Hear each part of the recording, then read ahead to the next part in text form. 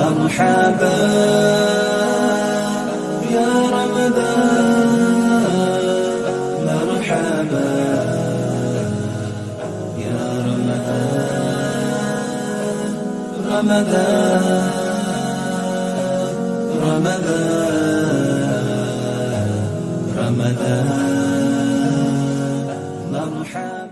الحمدللہ والصلاۃ والسلام علی رسول اللہ، اما بعد. روزہ ہم سے ایک چاہت یہ بھی رکھتا ہے کہ تم دوسرے روزہ داروں کی افطاری بھی کروایا کرو. یہ روزے کی ایک چاہت ہے. جہاں ہم اپنی افطاری کرتے ہیں نا، کسی دوسرے کو بلا کر بھی افطاری کروانی چاہیے.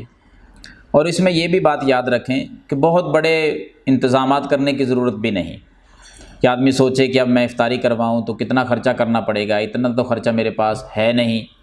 بھئی گھر کے اندر جس سادہ پانی کے ساتھ آپ افطاری کر رہے ہیں، اسی سادہ پانی کے ساتھ آپ کسی دوسرے کی افطاری بھی کروا دیں. یہ روزے کی چاہت ہے اور یہ بڑی پیاری ڈیمانڈ ہے روزے کی. اگر ہم اس کو پورا کرتے ہیں تو نتیجہ بھی بڑا کمال کا ہے. پتہ کیا نتیجہ ہے؟ جامع ترمذی کی 807 نمبر حدیث ہے.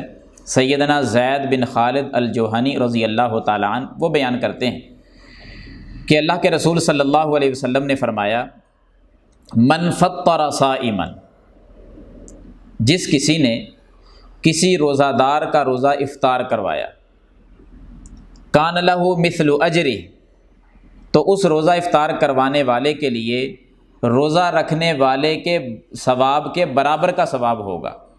اور کمال کی بات اور مزے کی بات یہ ہے، غیر انہ لا ینقص من اجر الصائم شیئا، کہ روزہ رکھنے والے کے اجر میں سے کسی قسم کی کمی نہیں کی جائے گی. یعنی ایک بندے نے روزہ رکھا ہے نا اور دوسرا افطار کروانے والا ہے، تو افطار کروانے والے کو برابر کا جب ثواب ملنا ہے تو سوچ آ سکتی ہے، ذہن میں بات آتی ہے کہ شاید روزے دار کے اجر میں کوئی کمی کی جائے گی. فرمایا نہیں، روزے دار کے اجر سے کمی نہیں کوئی بھی کی جائے گی، بلکہ اللہ تعالیٰ اضافی طور پر اپنی طرف سے انعام کرتے ہوئے افطار کروانے والے کو اس کا ڈبل اجر عطا فرما دے گا. یعنی اس کے اپنے روزے کا بھی ہوگا اور جس کی افطاری کروا رہا ہے اس کے روزے کے بھی برابر کا ثواب اس کو مل جائے گا. 2 بندوں کا افطار کروائیں گے تو ڈبل اجر ہوگا، 4 اور 5 اور 10 بندوں کا روزہ افطار کروائیں گے تو اس پر 10 بندوں کے روزوں کا اجر ملے گا افطار کروانے والے کو. تو میں یہاں پیغام دوں گا اپنے سامعین کو، ناظرین کو، کہ جتنی اللہ نے طاقت دی ہے، رمضان المبارک کے جو دن باقی ہیں، کوشش کریں کہ لوگوں کا روزہ افطار کروائیں اور وہ پھر اپنے گھر میں بلا کر ان کا روزہ افطار کروائیں. یہ تو ڈبل سے بھی بڑھ کر ثواب بندہ حاصل کر سکتا ہے. روزہ تو ایک ہی رکھ سکتے ہیں نا، افطار کروا کے اس کا بھی اجر لے سکتے ہیں. پھر آگے جتنے روزے افطار کرواتے جائیں گے معاملہ آگے بڑھتا جائے گا اور اللہ کی طرف سے اضافی طور پہ ثواب ہمیں ملتا جائے گا. اللہ تعالی ہمیں عمل کرنے کی توفیق عطا فرمائے.